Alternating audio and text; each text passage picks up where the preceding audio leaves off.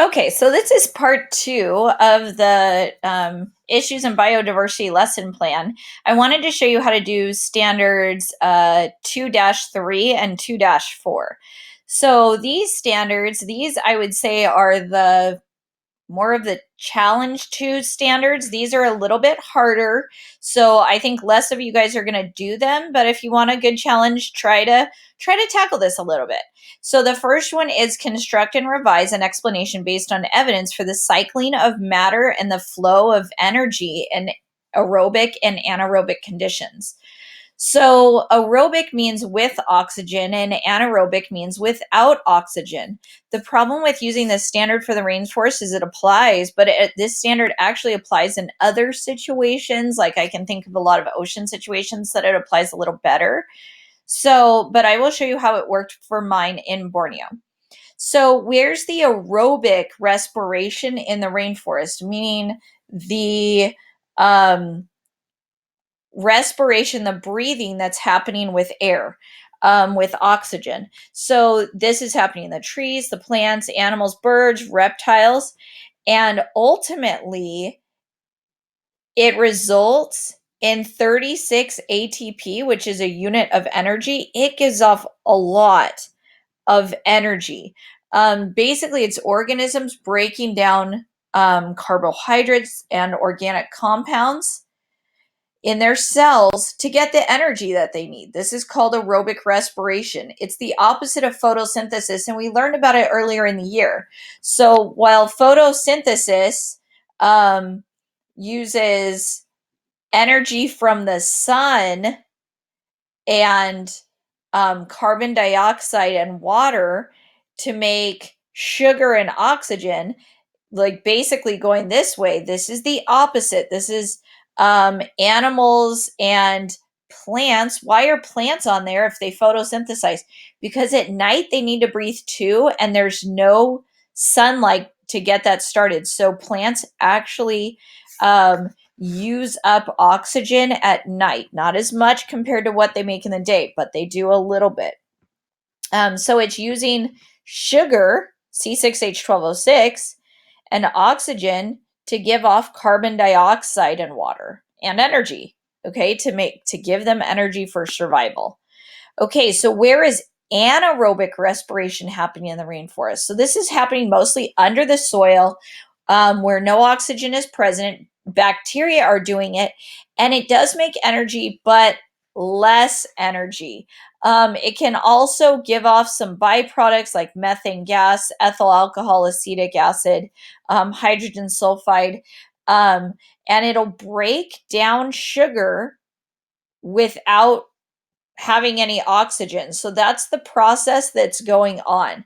Um, this can happen. It does happen.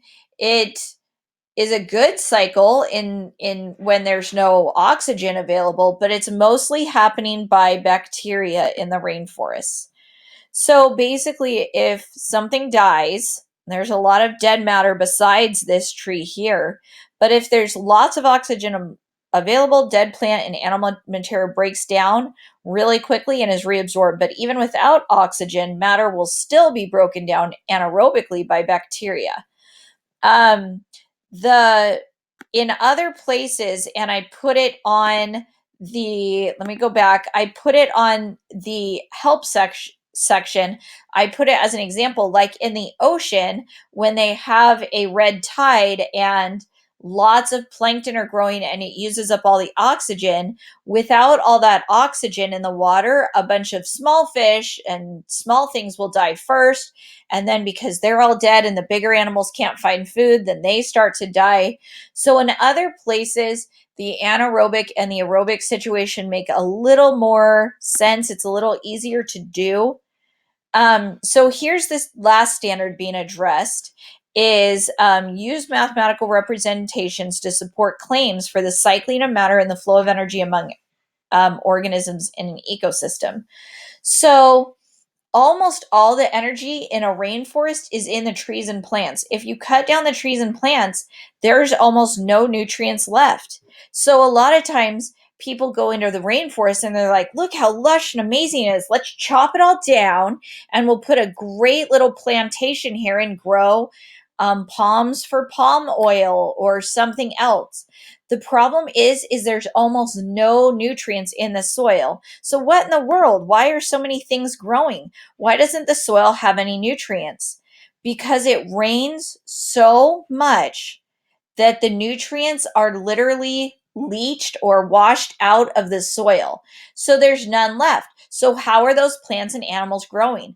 They're growing because when things die on the top of the rainforest, like in this picture, the nutrients are here in like the top area, and that's where the plants are getting it. Then from the daily water that comes in, plants are getting nutrients from that. So this one, I really actually love this standard because it shows the pyramid of energy. If from the sun, and if I was to make a modification of this, I would have put like the sun up here with like a ton of energy coming down here. But plants in the rainforest have the majority of energy. The majority of all the total energy is in the plants. And I made up an example. Say, oops, see, there's a mistake. In my example here, I put 1,000 units of energy, and then I ended up changing it to 1,000,000 to get a bigger number. So that's a mistake I need to fix on my final draft. Okay.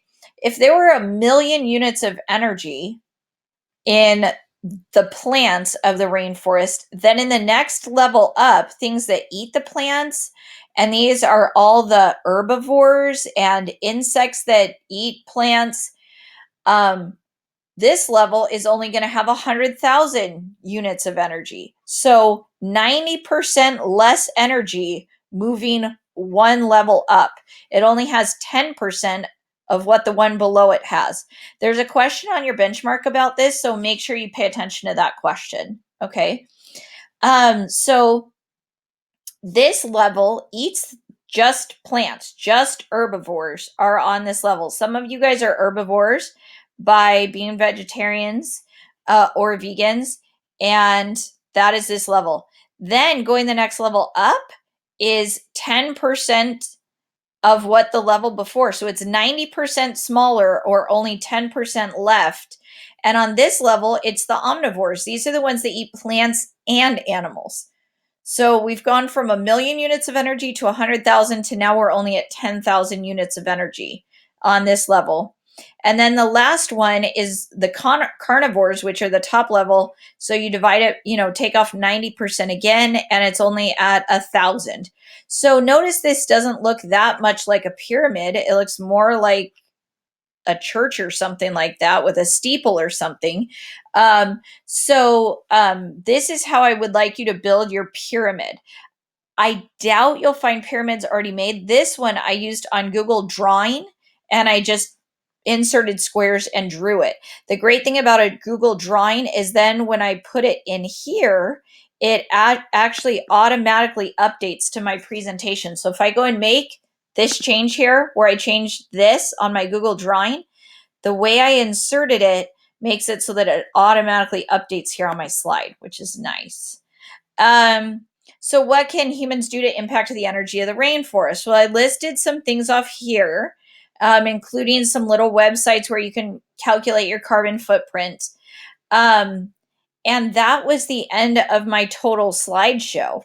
That covered all 4 standards. I want you to just pick any 2 standards that you really like and really go into those 2 standards.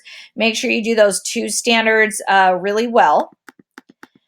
And that's it for the presentation. This next week, on week 2, we have the presentation the rough draft is due. This is about what I expect for the rough draft. I expect it to be mostly done, and it is worth 200 points. Then you guys are going to give each other feedback. That counts as your discussion board, which is nice. So you don't have to do a regular discussion board. And then the next week, we're going to do our final draft and post it. So ask questions if you have them, but I hope you guys get started soon. Pick ecosystems that are totally interesting to you. Take care. Bye-bye.